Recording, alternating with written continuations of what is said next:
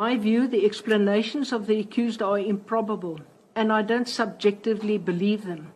However, due to the uncertainty of the actions of the state and the lack of proper cross-examination, I cannot find that the accused version are so improbable that they cannot reasonably possibly be true.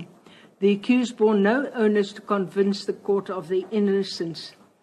I am of the view, in the light of all the circumstances of the case, that the state has not proved its case beyond reasonable doubt. Yes! Quiet, please.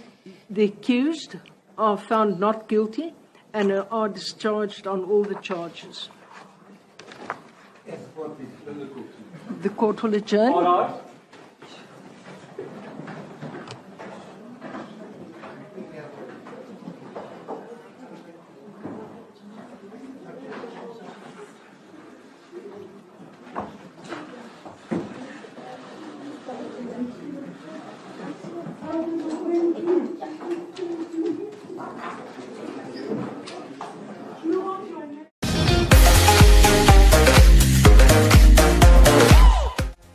Back to Sunny Live Trend. Thank you so much, guys, for tuning in. Well, guys, I'm back again with the Mzansi trending stories, and namhlanje ke sivuka ngeindaba ke ezithusa abantu abaningi zokuthi ke umfundisi waseNigeria wekade eboshela amacala okudlungula kanye ke namacala okushushumbisa ke abantu kuthiwa ke he is now a free man. Uphume phambili ke emacaleni kade ke ebekwe wona kwathiwa bamthole engekho guilty.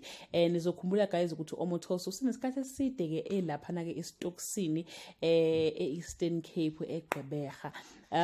Waboshwa guys eminyakeni u8 ke eyadlula, eboshwa ke kanye ke nosisi ke ababili kuLusanda Sulani kanye ke noZukiswa Sitho.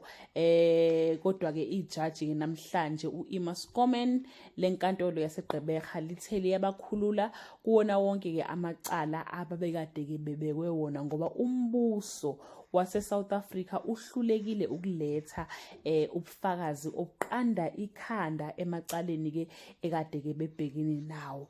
Guys, lithi lona ngokwalo ezijaji alikholwa ukuthi ke lo baba lo umsulwa, kodwa abukho ubufakazi obuphathekayo noma ke izinto umbuso ubufakazi obulethile obuphathekayo nobuqanda ikhanda elingakwazi leli jaji ukuthi ke libavalele labo bathathu noma likholwa ukuthi ke lezi zinto bazenzile, but ubufakazi abukho. Kwasengazuthi ke uhulumeni ke wethu noma ke the state idonse inyawo kakhulu ke kuleli cala. Esingazi guys ukuthi mhlambe kukhona nabanye bafumbathiswa something kuwona ke umbuso wethu leniyazi ukuthi ke bayafumbathiswa ke abantu ke abaningi. So asazi ke guys, ngizokhumbula futhi ukuthi ke kunosisi wekade ke whistleblower usanda kushona naye kulona leli cala, uhlangene ke naleli cala usanda kushona ngicela ubenqatshwa 2 weeks back if I'm not mistaken guys. So manje ke laba sebephumela phambili, baphuma phambili ke kwathiwa ke bamsulwa, abukho ubufakazi bokuthi ke leli cala ke balenza. Abanye baye bathi ke South Africa uboshwa imali, mongenamali uzoboshwa, but monemali uzophuma uhlale ngaphandle uqhubeke nezinto ke ekade ke uzenza. Kunzima ke ukureporta amacala anjengamacala lawa ke okudlungula ngoba ke makuphuma kala noma makutholakala kuthiwa ubufakazi abukho kusho ukuthi wena ubuqamba amanga all along. Wena ubuqamba amanga. Kunanto abaningi la eMzansi ababoshiwe beboshela amacala abangazange bawenze. Ukuthi ubufakazi bakhona ukuthi bazibavalele bose buthathwephi we don't know. If kunabantu abakwazi ukuphuma ngamacala kanje baphumele ngaphandle kuthiwa ke they are free, abukho ubufakazi obuqanda ikhanda ukuthi ke bangaboshwa. Asaze guys ukuthi uthini umbono wakho. Bengichecka nje ama comment lapha na ke ku social media ukuthi ke bathini ke abantu. Uthi omunye ke ayibo uphuma phambili kanjani, asimane hleka fethu ayikho lento. Now he will sue and get money. Imagine how the victim will feel. Cha, South Africa ngiyayisaba.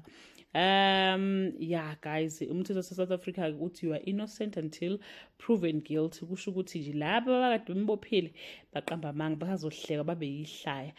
Asazi ke bakithi, asazi ngempela ukuthi ke iyozala nkomoni, kodwa nje abantu baphatheka kabuhlungu kakhulu la einkundleni zokuxhumana. Abanye bathi hayi South Africa is a joke shame. akabuyele kwela kubo ngoba lapha eMzansi bazomhlafuna kubulewe ufakazi kulicala laze lanyanyisa leli ngeke khwezi ngikwazi ukufunda into oyibhalile kodwa kubule ufakazi kwase kuphuma yena wabamsulu wakhe. Oh, South African law, everyone was paid. Then abantu mabezilwela bona baboshwe futhi. That brings us to the end of this video, guys. Do leave your comment below and share your opinion now ukuthi ke ubona ukuthi libe fair yini licala noma uthi nawe hayi kukhona izikhwama eziqumbile njengoba lizwa ijaji lisho ukuthi cha nami noma ngingakholwa but istate asikwazanga nje ukulimela lelicala kuwenziwa ukuhlohlwa ngemibuzo kofakazi noma ukuhlohlwa ngombuzo wabo omothoso kodwa nje so yeah guys, bye, welcome back to Live.